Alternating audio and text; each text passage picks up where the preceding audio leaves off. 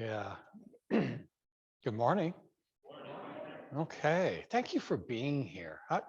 I tell you, I have just loved this study because of the research that I've been able to do. And I'll read you a couple of passages out of one of the books that I've been doing research out of. But this whole thing is on, quote, the history of the Bible. And it's not the history in the Bible. It's the history how the Bible came to be, and a little bit of review as we take a look at this.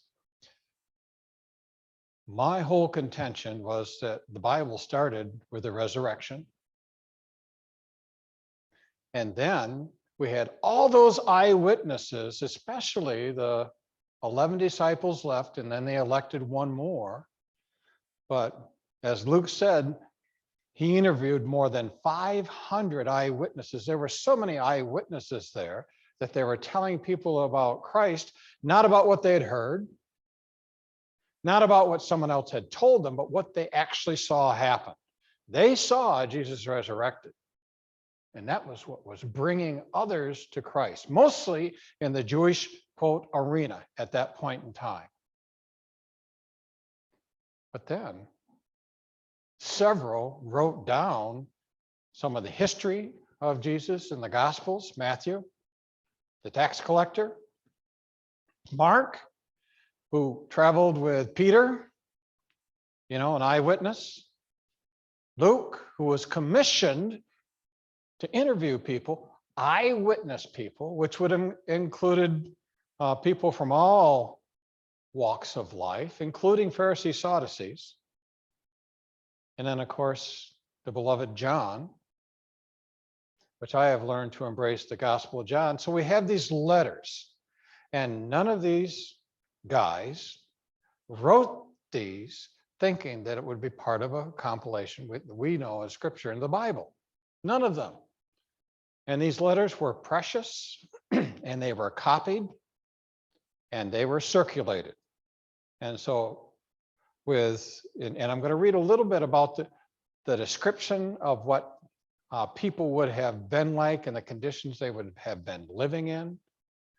And this has really helped me, because I've said a couple of times now, so oftentimes when we look back in history, we put ourselves in that history of the way we have right now, the way our lives are right now.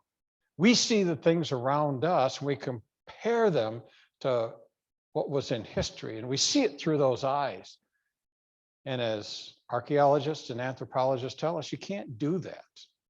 You have to look at who they were. Then you can understand why they did things. So we have those letters, no Bible yet. Haven't even gotten into the Bible. And for the last couple of weeks, including this week, I want to talk about why the Old Testament is there. Why did that Matthew, Mark, Luke, and John, and of course, as we'll learn, all those Pauline letters, the letters of Paul, which would be, I don't know how you learned it, but I learned it, Gentiles eat pork chops. So Galatians, Ephesians, Philippians, Colossians, Gentiles eat pork chops. That's how I learned those four, plus all the other wonderful letters. And then we have James and Jude, and we have John and Peter. And we'll get into that, how they were compiled into the Bible. But the Old Testament, why was it pulled in? Because as I intimated last week, it wasn't pulled in because the Jews wanted it. The Jews wanted it out. They didn't want the Christians to have it. So what happened that these wonderful Old Testament scriptures came in? And that's where I'd like to sort of start today. Okay? Are we all right? Do you have any questions from the previous weeks? Not that I can answer them, but I'll do my best to do the research to help out. Do you have any questions? Yes.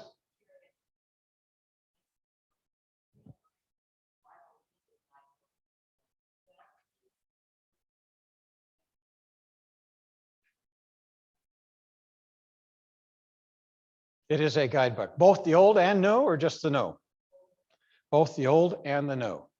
What do you do when they conflict?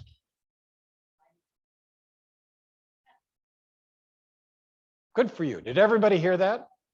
Okay. Any other questions? All right. Let's move on. Okay. Here it is. Christians were persecuted by the Romans. Why? And in that ancient world, which I'm going to try and describe for you, Christians got persecuted by the Romans. Remember?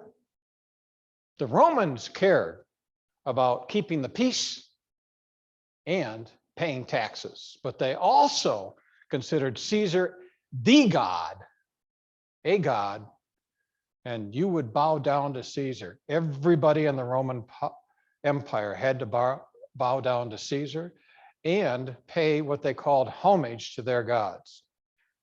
And the Christians refused. We have only one God, and we have only one Savior. They refused to bow down to Caesar. So, which brings up the next question. Why did the Roman Empire give the Jews a pass and not the Christians? In other words, the Jews didn't believe in Christ, but they certainly believed in one God, and they would not, a good Jew would not bow to Caesar. So why did the Jews get a pass? It's a wonderful question. And the best that historians can answer, now there may be some economic reasons behind it, but the best that historians can answer is the fact that the Jewish religion was older than the Roman religion, and they honored that. But they didn't honor Christianity. They didn't honor those people that followed Christ. In fact, they persecuted them. And not only did the Romans persecute them, but so did the Jews. The Jews wanted this movement gone. And if the Jewish system, Israel, would not have been under Roman rule, I think they would have probably done their best to annihilate Christianity. Remember? You can't look at it through your eyes and what we consider good and right. You have to look at it through the times. But because they were under Roman rule, they had constrictions. They could, as Paul did, they could round them up, they could bring them in, they could stick them in prison, but killing was not something that they were allowed to do. That's why the Jews, when they determined that Jesus needed to die, had to have Roman help. Pure and simple. Because they weren't allowed to take anybody's life. All right, let's keep going. Jews had only one God from the very beginning. Gentiles had multiple gods. And when I say Gentiles, anybody that wasn't Jewish, anybody surrounding. There was no Islam, there was no Confucianism, there was no Buddhism, there was no, and you go on with our quote, modern religions. The Jews, from the very beginning, we'll talk about the beginning, only had one God. Gentiles had multiple. And they looked at their gods very differently than the Jews looked at God. Okay, let's keep going. So, did everybody else have it wrong? And ours is the tendency to say, well, yeah, everybody else had it wrong because we know the truth. But in the Gentile world, multiple gods made sense to them. It made sense to everybody. One God made no sense. Please understand that. One God made no sense whatsoever because people worship nature. So they had the God of the moon and the God of the earth, and they had the God of the underworld, and they had the main God and other gods, and they were interesting beings.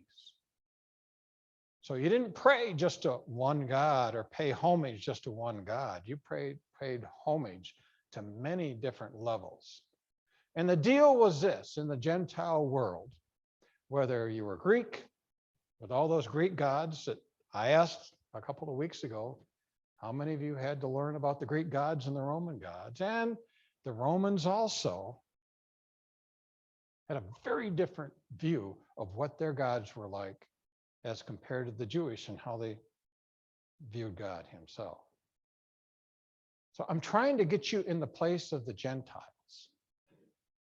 because my question is, why would any Gentile want to come to Christ? Why? Knowing they would be persecuted to the point of death, probably, in many cases. You all know the stories in the Colosseum. They were thrown to the lions and the gladiators and all that. They were just persecuted on two fronts. Why would any Gentile want to embrace a, quote, religion, knowing that this was now going to be their life? Does not make sense until this. Let's keep going. Here it is. When Gentiles looked at the life of Jesus and they found Jesus in the Old Testament, you know, the law and the prophets, it was called. We call it the Old Testament. In that period of time, it was the law and the prophets. They found Jesus all over the place, which just irked the Jews, because the Jews hadn't found Jesus yet. They thought he was still coming. When Jesus died, that was it for the Jews. Just another prophet. That's it. And that's what they wanted the rest of the world to know, because they fully figured that their true Messiah would come back as the lion, not as the lamb. So the Jews didn't like it. So we have this clash of how people looked at things. But when they saw this, it was absolutely incredible. This statement is absolutely incredible. You all know it. Genesis 1:1. Here it is. In the beginning, and you can stop right there. I go, wait a minute. In the beginning, God created the heavens and the earth. And every religion, the pagan religion, had none of this. Zero. Nothing. It had none of this. You go, well, what are you talking about? In these very ancient religions, it always talked about the gods creating each other, but it never talked about a God creating the heavens and the earth. This was brand new. And they looked at that like, has this single God been around since the beginning of time? And so they took a look at that, and this was so unbelievably different. Let's keep moving. Now, I want to move to the 19th and 20th centuries, which are the 1800s, 1900s. Everyone with me? Archaeological finds created a lot of doubt about in the beginning. A lot of doubt about Genesis. Here's why. Let's keep going. Ancient Egyptian, Sumerian, Canaanite, and Babylonian creation text, they thought mirrored Genesis. Many of the same events in Genesis, the flood in particular, and other events were all found in these texts. So they said, oh, this can't be a real thing, because the Hebrews just borrowed it from these texts, or these texts borrowed it from the Hebrews. They all got together, and this was the worldview. And so there was a great time of not believing in particular, the creation story. And I think people forget.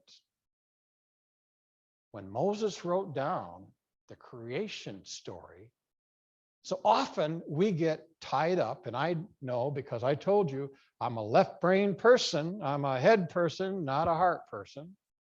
I need things to make logical sense to me. And so oftentimes I get caught up in worrying about how things were created instead of the fact that God created.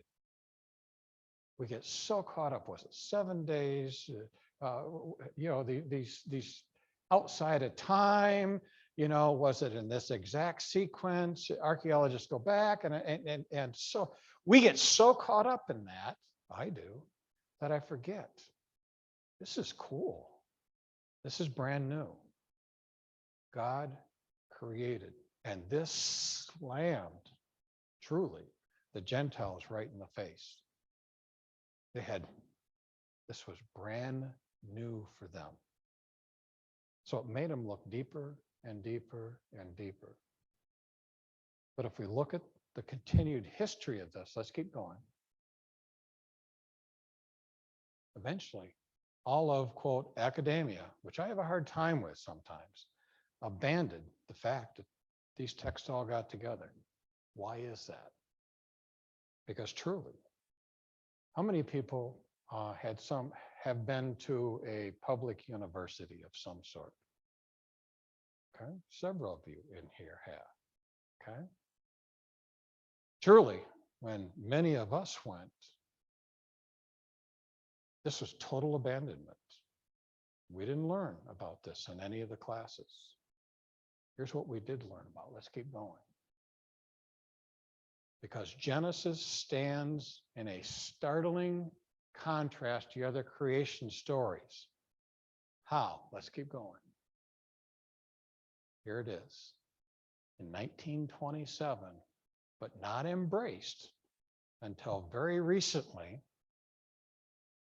In fact, I'm going to really age myself, but when I was in a public university, they were just starting to talk about the Big Bang Theory, just starting to talk about it, but they took it as gospel. Oh, yep, this is how it happened. Does everyone understand the Big Bang Theory? Why it's important? Because before this point,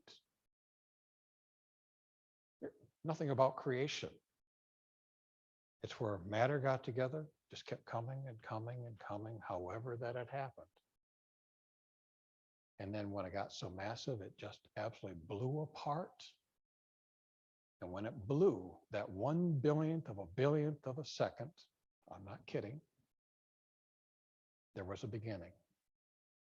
And for the first time, academia looked at that and said, Genesis is the only text that has it right.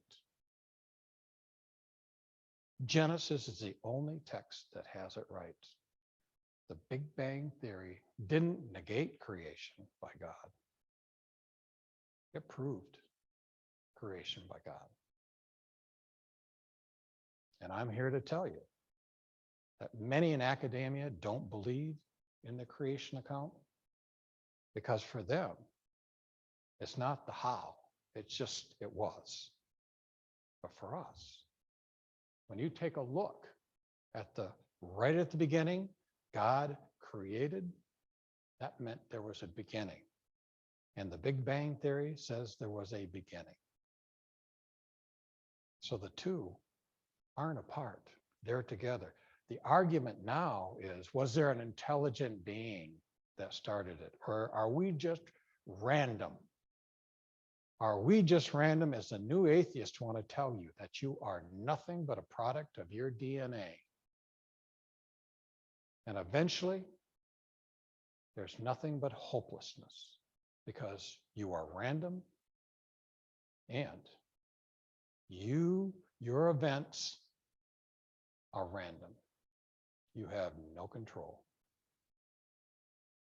So this life becomes, well, not worth living. So let's keep going. Something has a beginning, then it must have a creation. Let's keep going. And here it is. Here's the debate today, taking place in our major university. You go, well, how does this have to do with the history of the Bible? I'll get there. All right? I will truly get there. But we got to put ourselves back in the day. The debate is now, does the beginning have an intentional and purposeful cause? Let's keep going.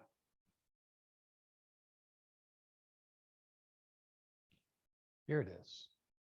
Who did Moses write the first 5 books of the Bible, Genesis, Exodus, Leviticus, Numbers, and Deuteronomy, who was his audience?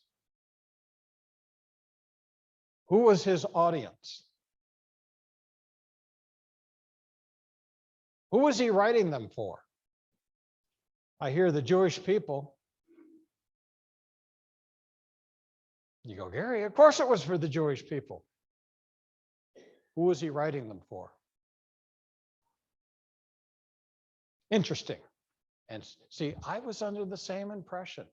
Who was he writing them for? Everyone? It was a group of slaves, right? Remember, they had just come out of Egypt.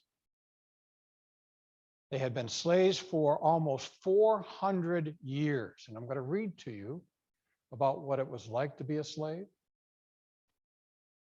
It'll make you sick a little bit. But again, we can't go back and put our definition of how things should be. He was writing to a bunch of slaves.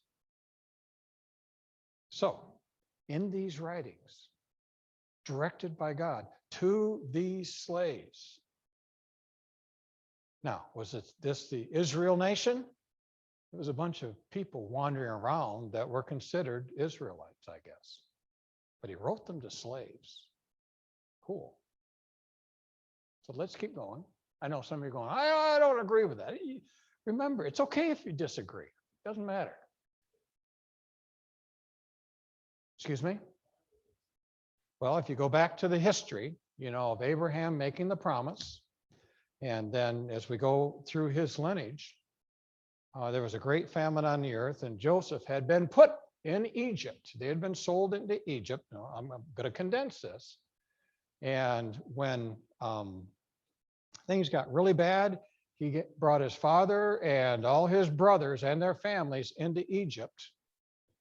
And then when Joseph died, the Egyptians forgot about what Joseph did for them, and they just enslaved that people who were growing like weeds, wildfire. They were afraid of them, but they also had the power because, thank you for leading me right into this, Patrick. They came from Egyptian gods and Egyptian people. What were Egyptian gods like? They were awful. You can't imagine what was acceptable by the Egyptian gods and the Egyptian people. And so when God, through Moses, those tablets, gave Moses those 613 laws, he was writing to a bunch of slaves, oftentimes telling them, you've been in Egypt, you know what they did, this is how I want you to do things now. So all that stuff that makes common sense to us, you're not supposed to have relations with your mom or your dad, or you're not with your brother or sister, or mother-in-law or father-in-law. We go, ew, that's awful. For Egyptians, it wasn't. It was commonplace. For little boys or little girls in Egypt, it was the way of the world. Let me read you a couple of things, just to get you in context, because I really, truly want to get to this question. Why would any Gentile want to become Christian? Because I haven't received an answer yet. Of course, I haven't asked you for your answer yet either. The answer slammed me right in the face, but here we go. As we take a look at this, there was a lot to be anxious about in the ancient world. By today's standards, it was hell on earth. Poverty, sickness, premature death, domestic violence, economic justice, slavery, and political corruption were just the givens in their lives. Absent were any ideas of justice, equality, mercy, democracy, education, and protection of the weak and marginalized.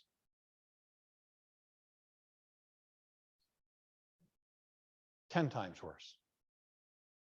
10 times worse. And if you were a slave, let's talk about what it was like to be a slave. And this would have been the Hebrew slaves also, because the Egyptians would have done this. How many of you like the book of Ephesians? Anybody in here embrace the book of Ephesians? Paul stayed for 3 years in Ephesus and he wrote letters to the Ephesians. Here's what Ephesus was like, just so you understand. The city of Ephesus looms large in the book of Acts and was a prominent destination on Paul's second and third missionary journeys. In fact, so important was this location that Paul not only spent over 3 years preaching in Ephesus, but Luke records in Acts, all who lived in Asia heard the word of the Lord, both Jews and Greeks. But here was Ephesus. For all of its splendor and ancient glory, there's a detestable side to the city of Ephesus, the slave market. For 200 years, Ephesus was the headquarters of the Roman slave trade, and as such was the largest slave market in the empire. A modern individual would find the market horrifying. Would-be buyers were able to inspect the stock, people. They were naked. Slaves were valued by appearance, age, physique, education, skill set, and yes, even condition of their teeth. The price of a slave could be bullish or bearish depending on the market, which dictated by supply and demand. The pricing not only fluctuated, but much like purchasing a vehicle today, the prices varied. Attractive girls were sold for 2,000 to 6,000 denarii. And later on in the empire, 25 to 50,000 denarii were paid for little boys. These massive sums of money, when one considers that a year's wages for a skilled worker was around 360 denarii, do the math. Sexual exploitation of slaves, both male and female, was both legal and commonplace. No owner could be legally charged with the rape of his or her slaves. The law required runaway slaves to be pursued, captured, and returned to their owners. So let me ask you, why would any Gentile want to become a Christian, knowing that they would be persecuted? And start understanding when Paul says there's no difference between slave or free, Jew or Greek. This was unheard of language because those Egyptian gods allowed anything. Anything. And we find it heinous that they found commonplace. And you think there's a divide of wealth today? It was absolutely incredible in both the Egyptian society and in the Roman society. People, average lifespan of less than 30 years. Commonplace for children born, if it was in particular a girl, just to be shoved aside, left for wild animals or for the cold to kill it. And we find that awful. However, when you're fighting for your very life, it made sense. Don't look at me like that. When you were fighting for your very lives, it made sense. And why girls? And anybody that was deformed? Why? Because a girl, when given in marriage, what had to be included? A dowry. So, get rid of the girls so we can live. So now, have I painted a picture yet? And the disease ran rampant. There were no plumbing facilities, people. So a disease just spread. There were so many times in these empires where disease just wiped entire people out. So I keep asking the question, why would any Gentile want to become Christian. And which Gentiles were becoming Christians? Because when they took a look at the Jews, when they took a look at the Old Testament, they found a whole different society. When God gave these wonderful laws to Moses, he did something that no other society had. None. Zero. Nobody had this. He elevated the status of women. Can you imagine? You go, well, today, yeah. No. Women had zero rights. Zero. Slaves had no rights. And so when Paul tells slaves, obey your master, Paul was really telling them, if they ask to have sex with you, you are to obey. And you go, oh.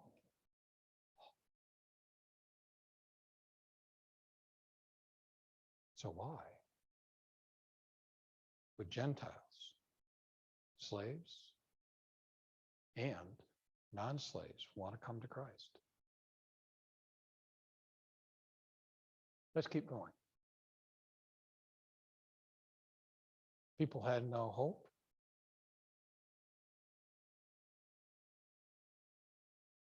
And they had no faith. Because Patrick, you asked me about faith last week.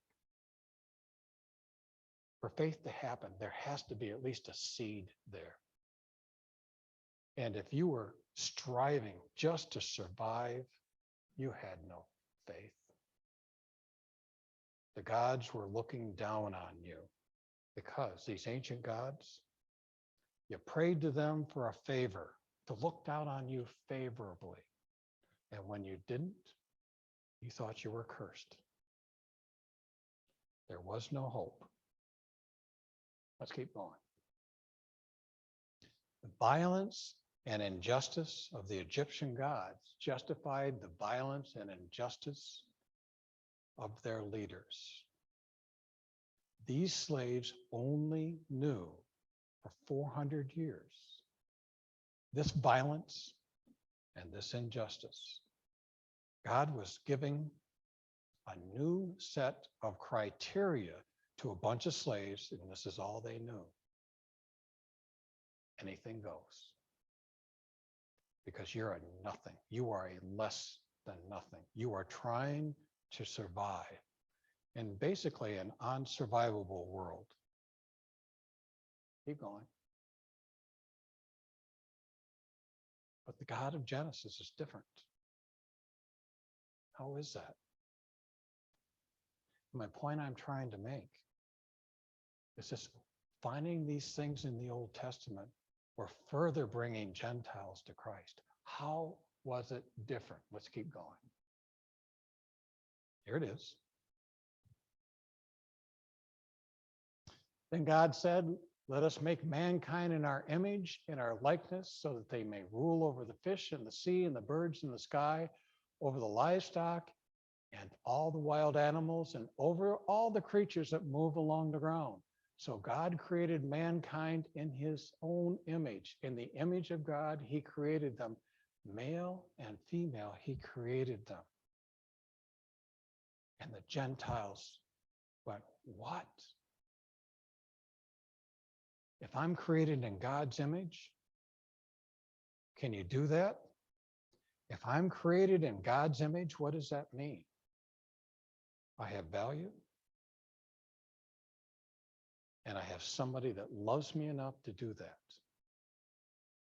They found a very different God, a single God, than what they were used to, because their gods only cared about what they could get out of people.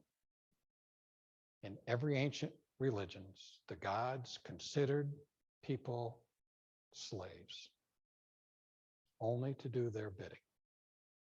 And for the first time, the Gentiles heard something different. I was watching a video by Andy Stanley. You know I like Andy. And he says in the ancient world,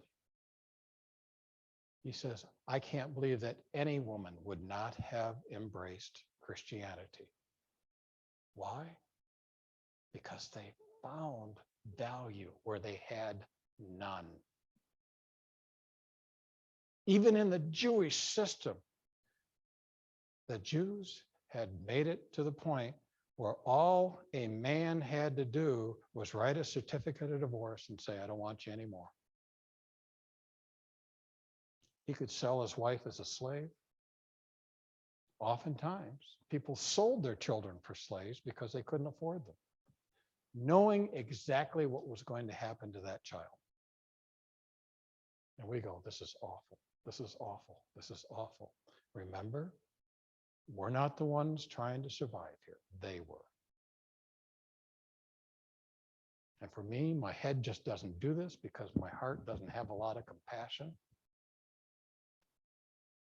Because I like to take a look at this. I would have never done this, but I've never had to be in a situation where I'm trying to survive to the next day.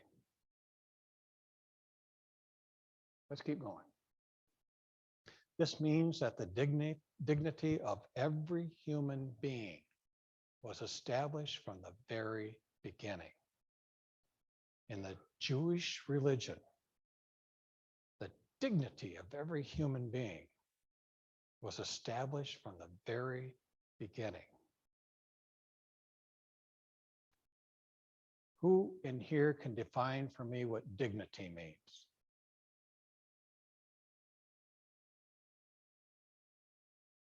Really? We all want it. We want to have our, quote, dignity.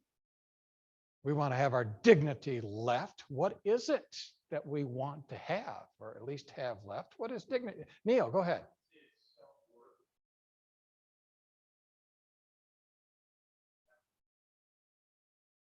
Did you hear that? He says, I think it's self-worth or a sense of value in yourself. I think he hit it right on the head. Absolutely. You want to be seen as someone important. You want to be seen as someone that has value to somebody else. Right? And this is a first for the Gentiles. So I keep asking the question, why would they come to Christ? Are you getting the answer yet? First time. First time. First time they had dignity, and the first time they were loved, because none of their gods loved them. And this God did. So under the threat of persecution unto death, they came in droves to Christianity because they found a God who held them in high enough esteem. And they found a people willing to do the same, and a God to love them and a people to love them. When you are hopeless and in despair, and someone comes along and offers you, right? Aren't you at least going to listen when you have none? Let's keep going. No other religion did this back then or today. You can look at any religion at all. None gives dignity and worth and self-values to an individual. None. None. And I'm going to keep coming back to those new atheists, and neither do they. But they want you to believe there is no God. Because if you believe in God, you have just given your life away. If you believe in God, you have to take a look at the Old Testament and see what God did. What kind of God would do that? But what they don't understand is God was doing this because he loved you and he loved me so much that he was protecting that line of Jews, because that's where Jesus had to come from. And he was giving those slaves something that nobody else had, dignity and self-worth. You see, Judaism was so far ahead of its time. People looked at Judaism from the outside in. And now all of a sudden, Paul was spreading the word saying, you can be on the inside now, to a people that were oppressed and beaten down and treated like animals. That was the known world. Let's keep going. No idols, no other God, only Yahweh, just one. Keep going.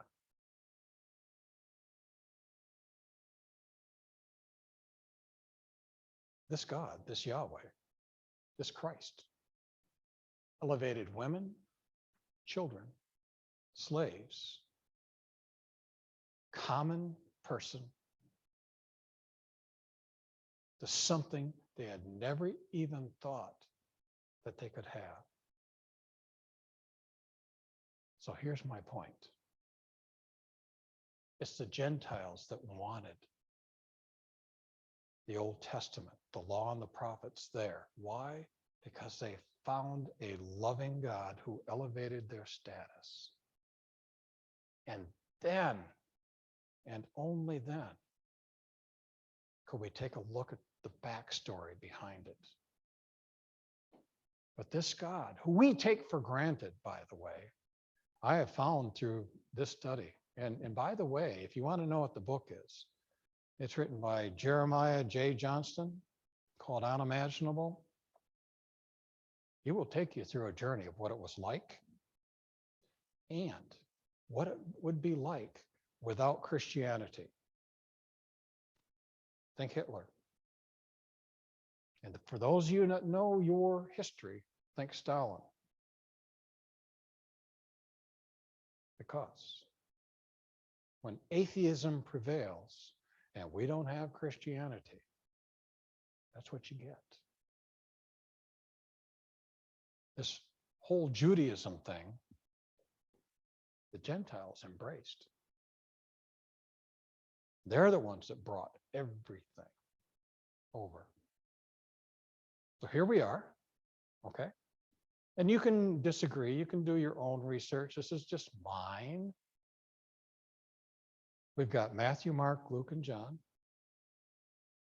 Now, we've got the law and the prophets, because the Gentiles desperately wanted the law and the prophets. But we still have no Bible. We just have stuff. It has not been put together yet, which is where I'd like to pick up next time.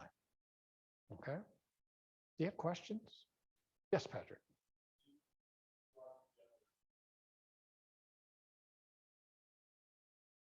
I did.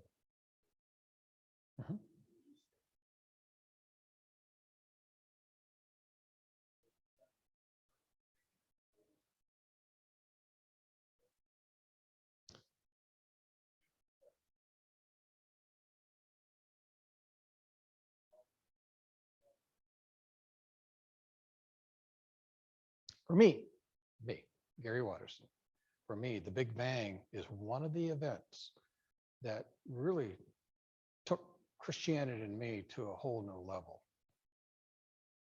Here's why. That Big Bang is such a narrow event. We all know that anytime something explodes, for every action, there's an equal and opposite reaction. And so when a nova explodes, it leaves behind a black hole.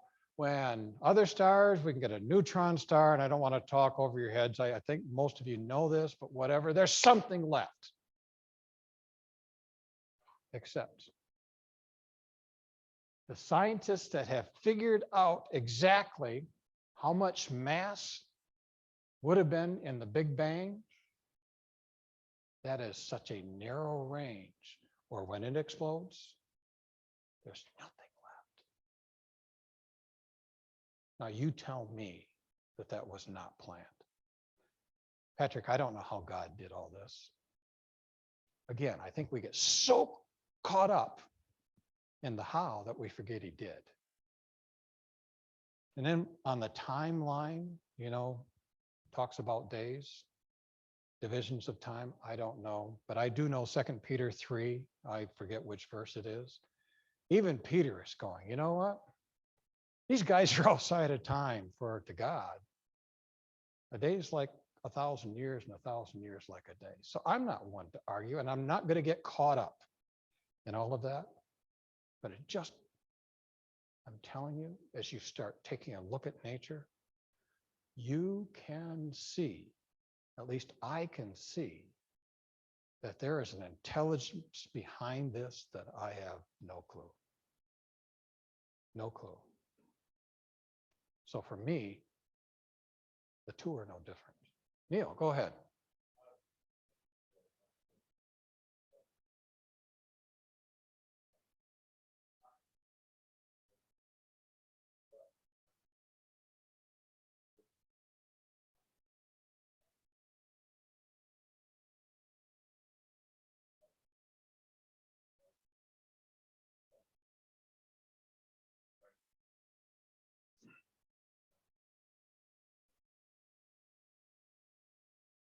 Moses did, because he got told by the person who did it. He got told by the person who did it. Neil, thank you. Anything else? Others? Yes.